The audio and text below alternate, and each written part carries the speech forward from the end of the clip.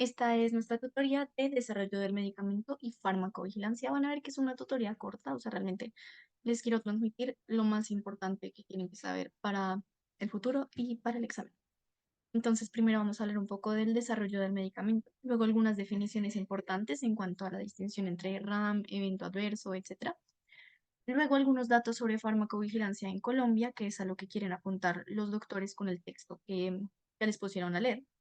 Pues se los estoy resumiendo básicamente. Luego vamos a hablar de la clasificación de la RAM, que es algo que preguntan frecuentemente, entonces la clasificación tienen que tenerla en cuenta. Y finalmente algunos tips para los exámenes pues que vienen. Entonces, lo primero, esto es un súper resumen del desarrollo del medicamento. Esto es lo que tienen que saber. Primero, quiero hacerles una aclaración, y es que algunos, durante el simulacro que tuvimos el sábado, les mencionaba acerca de la fase uno como si fuera la misma fase preclínica. Entonces voy a hacer algunas distinciones al respecto. En total, en general, para el desarrollo de los medicamentos tenemos 5 fases. La fase preclínica y luego las 4 fases que componen los ensayos clínicos, que es fase uno, fase 2, fase 3 y fase 4. Entonces, la fase 4 de los ensayos clínicos propiamente sería una quinta fase en el desarrollo total de los medicamentos. La primera fase en general es la fase preclínica, el nombre dice que es. Básicamente hablamos de que es antes de llevarlo a la clínica, o sea, antes de llevarlo al ser humano. Y eso es lo que tienen que tener en cuenta, que estamos hablando de análisis del efecto de la molécula, del fármaco, in vitro, que quiere decir que se usa en el laboratorio con cultivos celulares. Y también hablamos del uso de animales de laboratorio. Y en este caso, pues el ejemplo clásico, el ejemplo que más se utiliza precisamente por su similitud con el ADN del ser humano, son los ratones. Entonces, en la fase preclínica, que es la primera fase como tal de todo el proceso, hablamos de análisis en laboratorio, en el que evaluamos la toxicidad del fármaco y sus posibles efectos que podemos evaluar. Luego entramos ya a los ensayos clínicos. Estos ensayos clínicos, pues ustedes van a ver más adelante en epidemiología, en salud de poblaciones y tal, que son un tipo de diseño experimental que se utiliza precisamente para desarrollar el efecto de distintas intervenciones sobre los efectos fisiológicos humanos. Entonces tenemos la fase uno de los ensayos clínicos, que como tal, pues es la segunda de las que vemos acá. Básicamente lo importante que tienen que llevarse a casa es que se utiliza en sujetos sanos y o en pacientes, pero lo más importante es que acá estamos empleando personas sanas y que el tamaño de muestra que estamos empleando es bastante reducido, digamos de 20 a 100 participantes. Y acá en general se está evaluando, por un lado, el efecto clínico, sus posibles efectos tóxicos, y acá estamos hablando también del ADME. Acá nos hacen énfasis en el metabolismo y biodisponibilidad del fármaco, pero en general se evalúa su farmacocinética. Y clave, estamos evaluando la seguridad en todo momento, pero especialmente. Luego entramos a la fase 2 de ensayos clínicos, que es la tercera fase de todo el proceso. Digamos que a lo que apunto acá es que tienen que entender que son 5 fases totales, pero 4 dentro de los ensayos clínicos. La fase 2 de los ensayos clínicos ya estamos hablando de que sí o sí se están utilizando pacientes, o sea, sí o sí estoy utilizando personas con la condición que yo quiero tratar. Entonces, pues precisamente como ya estamos sí o sí con pacientes, Estaba estamos bajando el hablando de eso. viadero y pues un man llegó y me dijo como, no, pasa. No sé si quieras participar o sí. Ah, ok. Creo que era que se te había abierto el micrófono. Entonces, acá estamos hablando de que como estamos tratando con pacientes, vamos a evaluar el efecto de este fármaco como tratamiento para la enfermedad. Y por eso estamos empleando también, pues, la comparación entre los pacientes tratados y los pacientes no tratados. Ahora vamos a utilizar, bueno, llegamos a la fase 3, que es la cuarta fase, por así decirlo, en total, en el cual seguimos utilizando pacientes, pero como ya pasamos esta fase y ya dijimos, ok, el fármaco tiene eficacia, entonces aumentamos el tamaño de la muestra. Estamos hablando de que se utilizan pacientes, o sea, personas enfermas, pero ya son de 1000 a 3000 personas. Esto ya es un tamaño muestral bastante grande y lo importante de acá es que tenemos que evaluar En esencia, sí, efectivamente, este fármaco está sirviendo y no es tóxico. Entonces está haciendo una completa vigilancia de este proceso. Y por eso se nos menciona que utilizan ensayos controlados y aleatorizados de gran tamaño.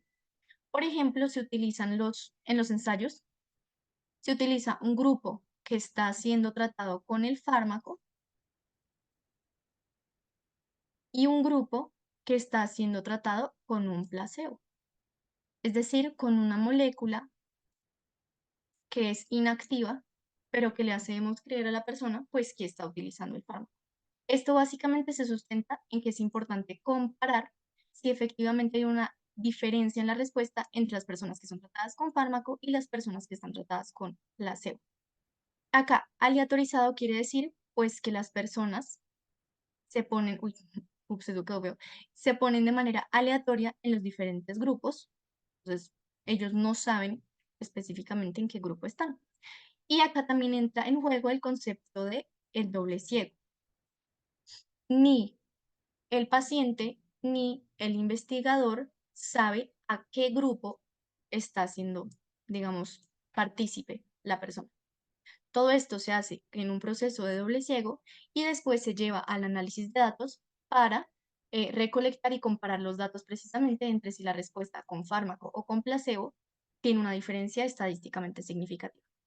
Acá también es muy importante que en la fase 3 de los ensayos clínicos, o sea, la fase 4 en total, hacemos una comparación entre tratamientos nuevos y antiguos, porque yo tengo que demostrar que el nuevo fármaco es mejor que el fármaco anterior. Si yo demuestro pues que es igual y además posiblemente sea más costoso, entonces no tiene ningún sentido que yo esté desarrollando un nuevo fármaco o una nueva terapia en general. Por eso se tiene que comparar. Y como siempre estamos evaluando la seguridad de esto, o sea, estamos evaluando las posibles reacciones adversas al medicamento. Luego llegamos a la última etapa que está súper, súper importante que la tengan en cuenta, que es la fase 4 de los ensayos clínicos, o lo que sería lo mismo la última fase, como la fase 5 del desarrollo del medicamento en total, que es el seguimiento post-comercialización.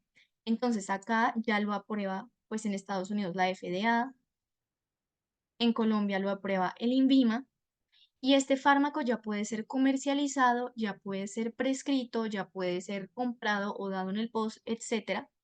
Y lo importante es que esta fase se da en todos los pacientes a los que se les prescribe el fármaco. Y es una fase que es continua. Hay que hacer la aclaración de que esta fase es más estricta apenas se saca al mercado el medicamento. Precisamente, perdón, creo que se salió. Em, Creo que quedé en fase 4 de los ensayos clínicos. Pero por favor me confirman para ver si tengo que repetir algo.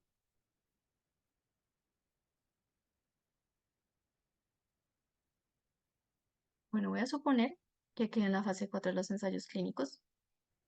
Igual agradecería si me escriben o si me dicen por micrófono.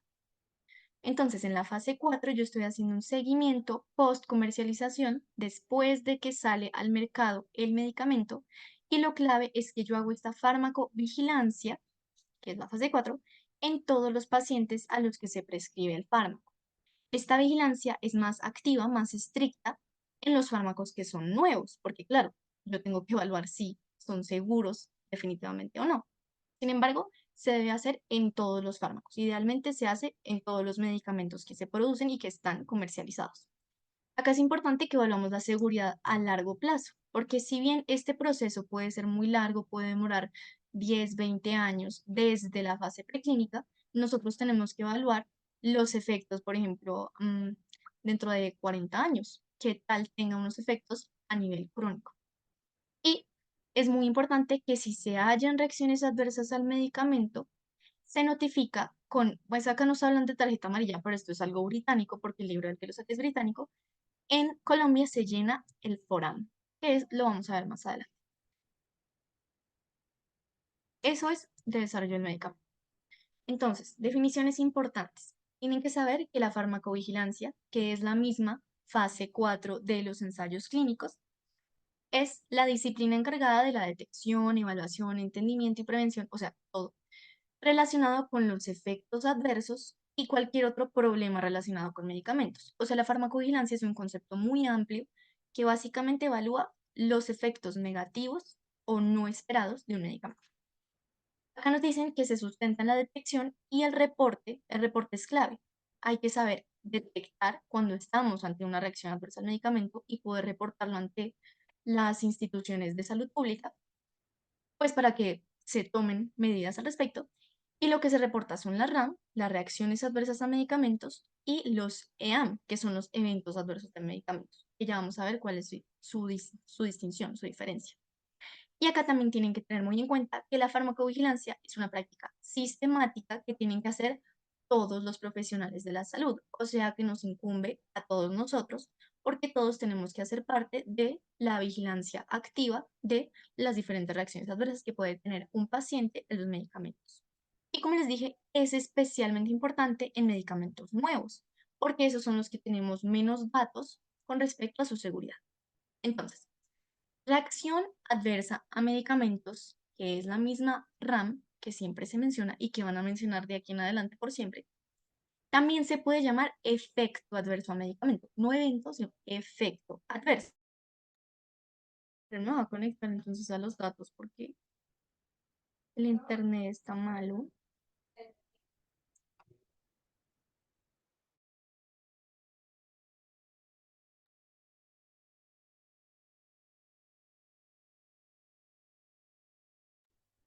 Listo, ya les voy a compartir pantalla.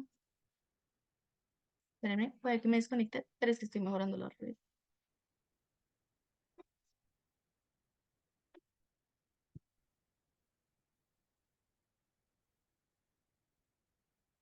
Listo. Bueno, entonces, la reacción adversa a medicamento es algo que tienen que tener súper en cuenta. Entonces, la reacción adversa a medicamento es el mismo RAM que corresponde a la respuesta a un fármaco que es nociva e involuntaria. Nociva, ¿qué quiere decir? Que le hace daño al paciente, o sea, que puede tener consecuencias importantes en la salud del paciente. Involuntaria quiere decir que ocurre a dosis normalmente usadas. O sea que no se trata de una intoxicación, no se trata de que le di mucho o muy poco fármaco al paciente, sino que con dosis terapéuticas se genera un daño. Eso es clave en la reacción adversa a medicamento. La reacción adversa a medicamento es sinónimo de efecto adverso, sin embargo, en el texto les hacen la distinción de que la RAM se toma desde la perspectiva como del paciente, entonces el paciente sufre una RAM y el efecto adverso puede corresponder a lo mismo, pero desde el punto de vista del medicamento. O sea que se dice como el medicamento generó un efecto adverso. Básicamente esa es la diferencia, pero en esencia son sinónimos. Los efectos secundarios de un medicamento son cualquier efecto inesperado de ese fármaco que ocurre a una dosis normal, como les dije, no es ni supra ni infra terapéutica, que se relaciona con las propiedades farmacológicas de la molécula, o sea, con su mecanismo de acción, con su farmacocinética también, en cuanto a eso depende también de las propiedades farmacológicas. Lo importante es que el efecto secundario no es necesariamente dañino. No necesariamente se trata entonces de algo que genera enfermedad o que pone al paciente en riesgo de muerte. La intoxicación medicamentosa, que es la misma sobredosis, ahí sí estamos hablando de una dosis que es supraterapéutica. Entonces estamos hablando de una dosis accidental o deliberada. O sea, puede ser que yo sin querer me tome 5 pastas en vez de una, o deliberada, que quiere decir que intencionalmente me tomé 5 pastas en vez de una. Eso ocurre en los intentos de suicidio, que está en exceso de la que se usaba normalmente. Entonces, pues claramente, o sea, si me tomé 5 pastas y yo tenía prescrita una, estamos hablando de una intoxicación medicamentosa. La diferencia entonces es que tanto la RAM como el efecto adverso como el efecto secundario da dosis normales a dosis terapéuticas, mientras que la intoxicación da dosis supraterapéuticas. Ahora tenemos el EAM, que está muy relacionado con las RAMs, pero es un concepto un poco más amplio. La EAM es un evento o experiencia, eso es lo mismo, adverso a un medicamento. Y entonces estamos hablando que es cualquier efecto inesperado que ocurre a dosis normales, o sea, como las RAMs, pero lo importante acá es que en un EAM la relación causa-efecto aún no está bien establecida. Entonces, por ejemplo, puede ser que yo estoy en tratamiento para cefalea X con X medicamento, digamos, pongamos acetaminofén, y resulta que los pacientes que yo estoy vigilando comienzan a tener más ideación suicida. Yo no sé exactamente por qué este fármaco me está generando más ideación suicida. Como esta relación de causalidad no está bien establecida, se dice que es un evento adverso al medicamento. Pero si yo tengo una relación causa-efecto que ya está bien establecida, por ejemplo, estoy utilizando un beta agonista con un paciente. El paciente comienza a tener taquicardia. Nosotros ya sabemos, pues específicamente, porque ya han visto las clases de sistema nervioso autónomo, que los receptores beta, específicamente beta 1, generan aumento de la frecuencia cardíaca. Entonces, como ya conozco esto, yo digo, pues sí, es una reacción adversa al medicamento. Yo no quería que el paciente tuviera taquicardia, pero entiendo por qué el medicamento, un beta agonista, me está generando esa taquicardia. Eh, Se sustenta entonces esta reacción adversa al medicamento con una señal. Señal es el término que pues, nos sustenta la causalidad, o sea, la relación causa-efecto entre el fármaco y el efecto nocivo. Entonces, yo sé que estos son muchos conceptos, realmente no tienen que saberse, pues todos tienen que tener claro sí que es una RAM, que es un evento adverso al medicamento. Entonces, tenemos que tener en cuenta que el problema, ay, el problema relacionado con el medicamento es el concepto más amplio de todos, porque es cualquier cosa mala que puede generar un medicamento o que puede estar relacionada con un medicamento. Una categoría amplia que vamos a evaluar son las EAMS, que acá nos dicen que son los eventos adversos al medicamento, que son los que les dije que no tienen necesariamente una relación causa-efecto. Otros que son relevantes son los errores de medicación. Estos no dependen únicamente de las propiedades farmacológicas del medicamento, sino que puede ser porque se prescribió mal o se administró mal. Entonces, digamos que se debe administrar por vía intravenosa y se hizo subcutáneo. Esto sería un error de medicación, más no un evento adverso del medicamento como tal. Y dentro de estos eventos adversos al medicamento, como les dije, dependen de las propiedades farmacológicas, pero no hay relación causa-efecto.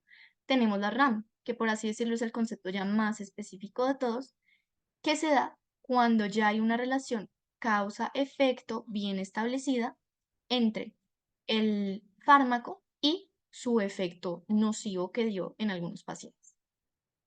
¿Esto queda claro? Bueno, voy a suponer que queda claro, pero pues cualquier cosa me escribir, me pueden interrumpir cuando quieran.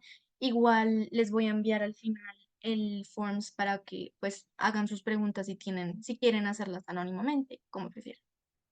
Bueno, vamos a hablar de farmacovigilancia en Colombia. Esto es súper cortico, pero lo que tienen que tener claro es que la farmacovigilancia en Colombia está a cargo o propiamente está dirigida por el INVIMA, que es el Instituto Nacional de Medicamentos y Alimentos.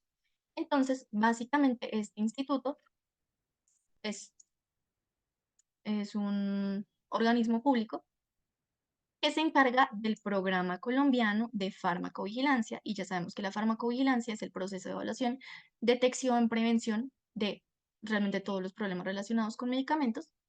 Y la farmacovigilancia es un concepto sinónimo de fase 4 de los ensayos clínicos. Ups. Porque ya sabemos que la fase 4 es una fase continua que se da siempre, la fase post comercialización. Acá tenemos que tener en cuenta que el reporte es clave. El reporte se realiza con el FORAM, que es el que les mencioné ahorita. El FORAM es el formato de reporte de eventos adversos a medicamentos. Y ese es el que les muestran en clase, que pues idealmente se tiene que hacer un taller para rellenarlo. Y estos se reportan por todos los profesionales de la salud. Entonces incluye el médico, el enfermero, cualquier persona en relación con el paciente y también incluye aquellos reportes que realiza la industria farmacéutica. El texto base nos habla de eh, los cambios, digamos, los progresos que se han dado en la farmacovigilancia en Colombia en los últimos 10 años. Y básicamente nos menciona que la prevalencia de RAMS, o sea, reacciones adversas al medicamento, y EAM, o sea, eventos adversos al medicamento, en pacientes colombianos hospitalizados se encuentra más o menos entre el 1,2% y el 45%. Es un rango súper amplio. Esto se puede deber a que, por ejemplo, hay diferentes formas de realizar farmacovigilancia. Puede ser una farmacovigilancia activa, en la que yo activamente busco los casos de RAMS, o una farmacovigilancia pasiva, en la que, bueno, pues si aparece, lo reporto. Entonces, estos son los datos que se encontraron en pacientes hospitalizados, tienen mucha fluctuación, ahí nos explican las posibles causas de estas fluctuaciones, pero en esencia es lo que les estoy mencionando. Y en población ambulatoria, o sea, en población que no está hospitalizada, la frecuencia de reacciones adversas al medicamento o eventos adversos al medicamento, acá los tratan muchas veces como sinónimos, porque a veces en la literatura se tratan como sinónimos, se vuelve un motivo de consulta o motivo de hospitalización entre el 0,03 y el 6,8% de los pacientes. En general, vemos como en los pacientes hospitalizados es más probable que se den reacciones adversas al medicamento, y esto podría ser simplemente porque están más medicados estos pacientes hospitalizados porque son los pacientes que están en peor estado de salud. Ahora vamos a hablar de la clasificación de la RAM, que es lo último que vamos a hablar teórico de esta tutoría, que tienen que tenerlas muy claras. Esta clasificación tienen que conocerla. Entonces, comencemos con la clasificación según causalidad. Esta es la más como general de todas, entonces realmente es muy general. Básicamente nos señala que se utilizan escalas y algoritmos a los cuales el evaluador, que frecuentemente es el médico, responde una serie de preguntas. Normalmente estas preguntas son de sí o no, o sea, es un formato. Entonces se evalúa la temporalidad entre la administración del medicamento y la aparición del evento clínico. Por ejemplo, si se trata de una reacción inmediata, esperamos que no pasen ni siquiera minutos entre la administración y la aparición del evento. Luego se evalúa la respuesta del paciente si se disminuye la dosis. Si se disminuye es posible entonces que mejore su estado. La respuesta a un posible aumento o reexposición a la sustancia, en cuyo caso puede ser posible que empeore el estado del paciente. Y también la presencia de otros factores diferentes. Entonces puede ser que, bueno, sí, yo a este paciente le di un betagonista, digamos, y le dio taquicardia. Pero puede ser también que casualmente cuando yo le doy betagonista, yo hago que el paciente haga ejercicio, no sé.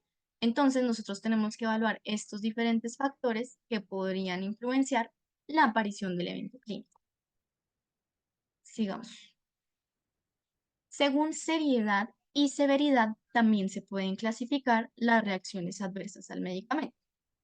Una RAM seria tiene que cumplir por lo menos uno de estos criterios. Por lo menos entonces tiene que poner en peligro la vida o de plano ya producir la muerte del paciente, generar hospitalización, generar discapacidad, eh, no responda al tratamiento. Bueno, se trata de un cáncer o anomalía congénita, no aplica para todos los casos. No responde al tratamiento de emergencia. Entonces, por ejemplo, no tenemos un antídoto o el antídoto para este medicamento no nos sirve. Y esto último es siempre que el médico lo considere.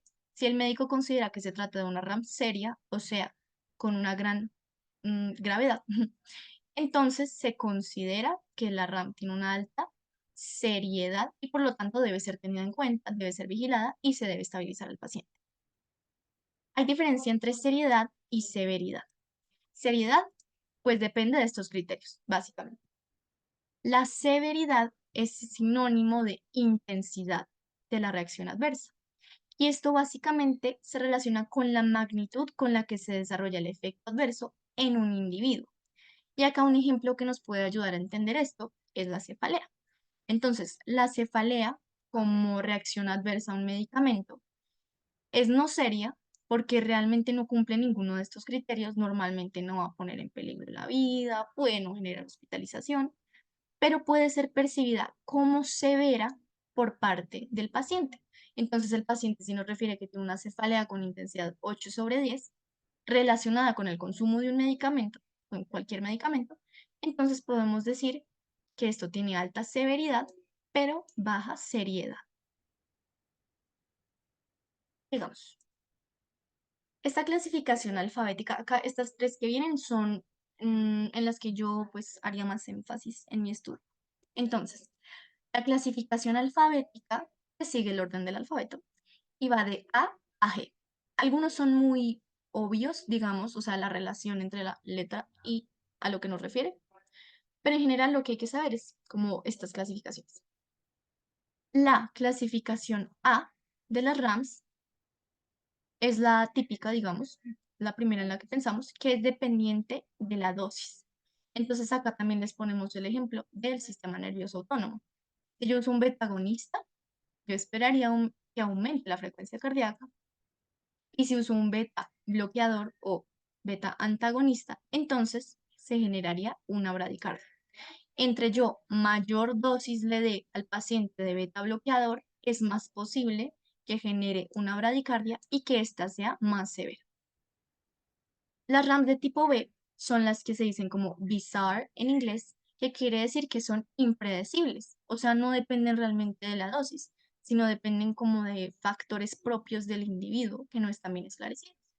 Y acá estamos hablando, por ejemplo, del síndrome de Stevens-Johnson, que es la reacción cutánea que les ha mostrado que es súper grave, que puede generarse por fenitoína, que es un medicamento que es antiepiléptico, anticonvulsivante. Realmente es difícil predecir en qué paciente va a dar este síndrome, por lo que se dice que es impredecible. La clasificación tipo C se refiere a los efectos crónicos, o sea, por exposición crónica al medicamento. Y, por ejemplo, podemos encontrar la inmunosupresión que se da en pacientes que están crónicamente tratados con un corticosteroide. Por ejemplo, en pacientes pues, con enfermedades autoinmunes que lo necesiten. La tipo D hace referencia a una RAM que es delayed. Entonces, como todo esto está en inglés, hablamos de que tiene un tiempo de latencia muy largo. O sea que pasa mucho tiempo entre la exposición del paciente a ese medicamento y la aparición de la reacción adversa. La E hace referencia a la suspensión súbita, entonces si yo quito el medicamento de la nada, hay un mayor riesgo de que se genere X efecto nocivo. Esto también ocurre con algunos antiepilépticos, por eso hay que tener mucho cuidado con su administración. F constituye un fallo terapéutico, entonces acá estamos hablando más que todo de que puede ser que se le dieran dosis infraterapéuticas al paciente y por lo tanto tuviera una reacción adversa. Y finalmente tenemos el tipo G, que pues este es muy fácil de acordarse porque son los factores genéticos. Y acá uno muy útil para acordarse puede ser, por ejemplo, los efectos que veíamos con relación a la warfarina y la farmacogenética. Entonces, dependiendo del polimorfismo que tenga el paciente, tendrá un mayor o un menor riesgo a una reacción adversa como el sangrado. El problema de esta clasificación es que una misma RAM, un mismo evento clínico nocivo, puede clasificarse dentro de muchos tipos de, pues, de RAMs dentro de esta clasificación. Por lo tanto, no tiene demasiada validez para clasificar específicamente entre tipos una reacción adversa al medicamento. Pero es importante que lo tengan en cuenta. Luego tenemos la clasificación DOTS. DOTS es muy importante que tengan esto en cuenta. Hace referencia a tres conceptos fundamentales. Do, de dosis, esto sí es súper fácil, o sea, es súper fácil, pero yo les juro que eso lo preguntan, a mí me lo preguntaron. A mí me preguntaron, ¿a qué hace referencia la T en la clasificación DOTS? Entonces ustedes tienen que saber ponerlo. DO es la dosis del medicamento. T es el tiempo, la evolución temporal del paciente con respecto a este medicamento que se dio. Y S es la susceptibilidad o factores predisponentes o de riesgo que tiene el paciente para generar un evento clínico nocivo. Entonces, cuando hablamos de dosis, tenemos tres grandes clasificaciones. Aquellas RAM que dan a dosis supraterapéuticas, entonces que dan a dosis mayores de las recomendadas. Esto según la clasificación pasada que habíamos visto, según los conceptos clave, correspondería más que todo a un error de medicación, no tanto a una RAM. Pero es que realmente la literatura con respecto a estos temas es como confusa, como que a veces se sobrelapan, por esto pasa este tipo de situación. Tenemos también las dosis colaterales, que son las reacciones adversas al medicamento que dan a dosis habitualmente recomendadas, o sea, dosis que en teoría son terapéuticas. Y finalmente tenemos la RAM de hipersensibilidad. Entonces, el paciente tiene efectos nocivos relacionados con el medicamento a dosis inferiores a las recomendadas. Podría generarse que el paciente pues sea alérgico al medicamento, en cuyo caso se daría una hipersensibilidad, por ejemplo, en un paciente que sea alérgico al ibuprofeno, que es un aire. Tenemos luego el tiempo, entonces DOTS, DO, dosis, T, tiempo. Hay reacciones adversas al medicamento que son dependientes del tiempo, se pueden clasificar con base en esto. Y dentro de estos grupos tenemos las rápidas, las que se instauran pues prácticamente de una, apenas se hace la administración, las de primera dosis, entonces que se dan únicamente la primera vez que se da el medicamento, pero después ya no vuelven a darse, las tempranas, las intermedias, las tardías y las retardadas. Las retardadas se relacionan mucho con las que vimos en la anterior clasificación, la clasificación alfabética, que correspondería al tipo D, por delay retardado. Entonces hay un gran tiempo de latencia entre que se le da el medicamento y que desarrolla el efecto clínico nocivo. Hay otras reacciones que son independientes de tiempo. Simplemente no se pueden clasificar según el tiempo de latencia entre la exposición y la respuesta. Y finalmente tenemos S de susceptibilidad. Están todos los factores que pueden hacer que, digamos, le vaya mal al paciente con el medicamento. Entonces, a nivel genético, que sería en la clasificación alfabética, lo G, estamos hablando de polimorfismos, por ejemplo, en CYP, cuando hablamos de metabolismo hepático, o en los SLC, cuando estamos hablando de metabolismo renal. También tenemos las edades, entonces las edades extremas de la vida, como la población pediátrica y también los adultos mayores, tienen mayor riesgo de RAM. El género también podría generar una mayor susceptibilidad. Los factores exógenos al medicamento, entonces, no son aquellos relacionados intrínsecamente con la molécula, sino con las interacciones medicamentosas que se pueden dar entre distintas moléculas. Igual les recuerdo, esa también es otra clase y esa es otra tutoría que ustedes tuvieron ya con Isa Monsalve. Y finalmente tenemos otros factores que serían las comorbilidades del paciente. Entonces son también unos factores que no dependen específicamente del medicamento, sino de que el paciente en sí está susceptible, tiene un mayor riesgo a generar efectos nocivos con un medicamento. Para finalizar estas clasificaciones tenemos la clasificación EIDOS, que lo fundamental de esta es que integra los elementos mecanísticos, es decir, los mecanismos que pueden causar las RAM. Y de nuevo, esta también emplea siglas. Entonces, cada palabrita, cada letra en EIDOS corresponde a un elemento que tiene que analizarse. Entonces, en la E tenemos la especie química extrínseca, o sea, por fuera del cuerpo, extrínseco, por fuera, que inicia el efecto. Y lo que está por fuera del cuerpo que inicia el efecto, pues es el medicamento, ¿no? Entonces estamos hablando del fármaco, o sea, del principio activo, acordémonos de las definiciones en farmacología, la primera clase, y también de los excipientes del medicamento. También hay que acordarnos que el medicamento es una tríada, entonces es una tríada entre fármaco, medicamento y la tecnología farmacéutica empleada para crearlo.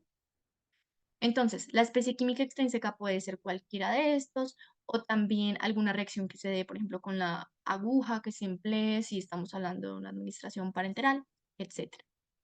En la I tenemos la especie química intrínseca, o sea, adentro, que serían las moléculas específicas que se afectan en la persona. Entonces, podemos estar hablando que una especie química extrínseca podría ser el corticosteroide, un ejemplo. Y en la persona específicamente se habla de las de acetilasas de histona, que sería la molécula que está dentro del paciente que está siendo afectado. Luego tenemos la distribución de estas especies en el organismo. Entonces, ¿a dónde va la especie química extrínseca? ¿Dónde está la especie química intrínseca? Para ver en qué lugar se dan estas interacciones que generan la reacción adversa al medicamento. En O tenemos outcome. Esto es muy parecido a pregunta, por ejemplo, pregunta pico cuando estamos hablando de epidemiología. La O también es outcome, que en general refiere al efecto fisiológico o patológico, acá fundamentalmente patológico, o sea, el efecto nocivo que se ve en el paciente. Y finalmente tenemos la secuela, que es como tal el efecto adverso que puede prolongarse en el tiempo y podría generar, por ejemplo, una discapacidad en el paciente.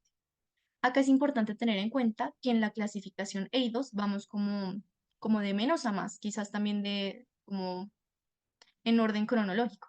Entonces, lo primero es la especie química extrínseca, o sea, cuando el fármaco está por fuera del organismo.